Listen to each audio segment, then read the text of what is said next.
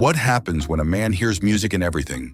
In dogs barking, trains passing, or the echo of a lonely piano in an empty room?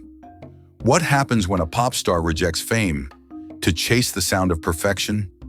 This isn't just the story of a surfer band. This is the story of the man who reprogrammed pop music, then nearly lost himself in the process. This is how Brian Wilson revolutionized pop music forever.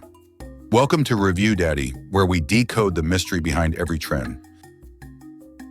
Let's dive deep. Born in 1942 in Hawthorne, California, Brian Wilson grew up in a house filled with music and trauma. His father, Murray Wilson, was a frustrated musician and an abusive figure, yet ironically, the first to recognize Brian's genius. By 16, Brian could transcribe 4 freshman harmonies by ear. He obsessively studied Phil Spector's Wall of Sound in classical arrangements. By 19, he was writing, producing, and performing in the band that would define an era, the Beach Boys. While the band toured, Brian stayed home, obsessed with sound. The studio became his sanctuary and his weapon. He layered dozens of vocal takes, experimented with reverb, and pushed session musicians to play what didn't yet exist. Brian would come in and say, "Play it like it's underwater but dancing." You had to feel his instructions. He wasn't just producing pop songs, he was painting emotions. In 1966, Brian created what is still regarded as one of the greatest albums of all time, Pet Sounds. Inspired by the Beatles' Rubber Soul, Brian wanted to make an album that was cohesive, honest, and unlike anything before it. The result, a deeply emotional orchestral pop record exploring longing, insecurity, and love. Examples: God Only Knows, described by Paul McCartney as the greatest song ever written. Wouldn't It Be Nice? Idealistic, layered with longing.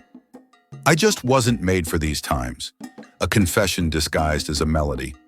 Brian used instruments like Coke cans, bicycle bells, dog barks, and theremins. His vision confused Capitol Records, but enchanted critics and musicians around the world. With Pet Sounds complete, Brian set out to make his magnum opus, an album that would top everything the Beatles, Stones, or anyone else had ever created. That album was Smile, a psychedelic symphony combining Americana, mysticism, humor, and heartbreak. But as his ambitions soared, so did his paranoia, depression, and drug use. He heard voices. He stayed in bed for weeks. He burned the tapes.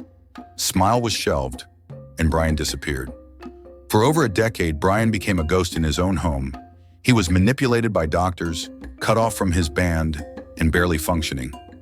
A genius who once conducted orchestras was now locked in silence, sedated and watching television endlessly.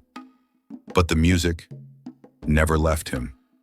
In the 2000s, something miraculous happened. Brian Wilson finished Smile. 37 years after it was abandoned, Brian, now older and more fragile, performed it live and released it in full. Critics called it a resurrection. Fans wept, and the world remembered the man who once disappeared into sound. Brian Wilson's fingerprints are everywhere.